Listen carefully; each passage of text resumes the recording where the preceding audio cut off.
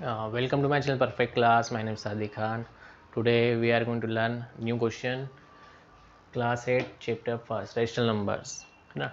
Today आज हम सीखेंगे रेशनल नंबर्स चैप्टर के एक्सरसाइज 1.1 का क्वेश्चन नंबर 4।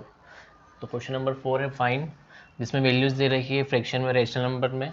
अब इस रेशनल नंबर को हमें सॉल्व करना है, तो यहाँ मल्टीप्लाई हो रहा है, यहाँ माइनस, यहाँ भी माइनस और यहाँ मल्टीप्लाई। तो सबसे पहले बोर्ड मास का रूल्स के अकॉर्डिंग हम मल्टीप्लाई कर लेंगे, उसके बाद फिर माइनस या फ्रैक्शन सॉल्व करेंगे। तो सब सॉल्व करते हैं। सबसे पहले इनका मल्टीप्लाई कर लेंगे, तो 2 3 ज़ा 6 और 5 7 ज़ा 35, ठीक है। Minus 1/14 minus 3/7।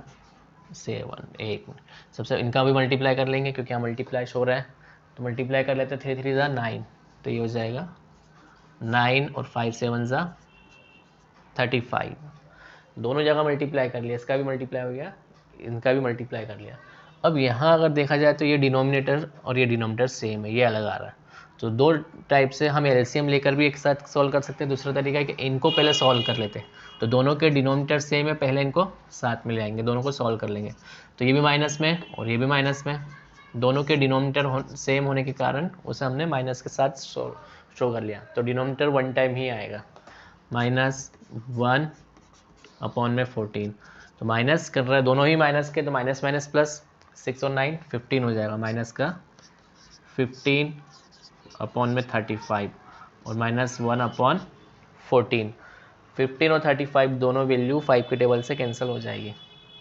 तो ये वैल्यू आ रही है माइनस की 5 3 ज़ा 15 और 5 7 ज़ा 35 -1/14।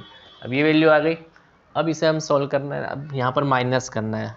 तो माइनस करने के लिए भी दोनों के डिनोमिनेटर सेम होना चाहिए, लेकिन सेम नहीं है, इसलिए हम क्या करेंगे, क्रॉस मल्टीप्लाई या एलसीएम ले लेंगे। तो यहाँ पर क्रॉस मल्टीप्लाई कर लेते हैं, इजीली हो जाएगा। तो 3 का 14 से मल्टीप्लाई होगा, 7 का 1 से और 7 का 14 से। तो -3 × 14, फिर ये माइनस, फिर 7 का 1 से कर लेंगे, 7 × 1 और इनके अपॉन में आ जाएगा 7 × 14, 7 × 14, 7 × 14। ये मल्टीप्लाई शो कर लिया।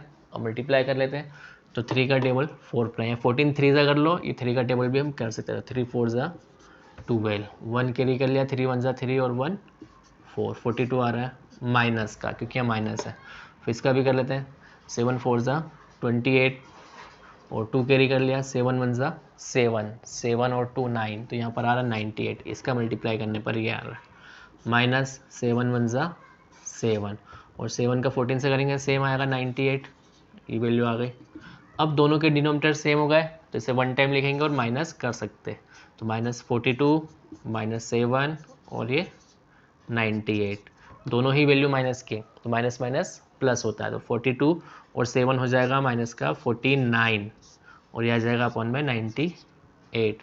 अब ये जो वैल्यू 49 और 98 दोनों ही अगर देखा जाए तो 49 7 के टेबल में आता है, 98 है, तो अगर इसको देखें तो 28 के रूप में 7 के टेबल में वो भी आ जाता है, क्योंकि 7 1 ज़ा 7 और 2 रिमेनिंग रहेगा, तो 28 हो गया। तो 7 4 ज़ा 28, तो दोनों ही वैल्यू 7 से डिवाइड हो रही है, तो हम शो कर सकते हैं डिवाइड बाय 7। तो वैल्यू आ जाएगी इसकी 7 7 ज़ा 49 जो कि माइनस का है, और 7 1 ज़ा 7, 2 रिमेनिंग बचा, 28 हो गया, 7 4 ज़ा 28।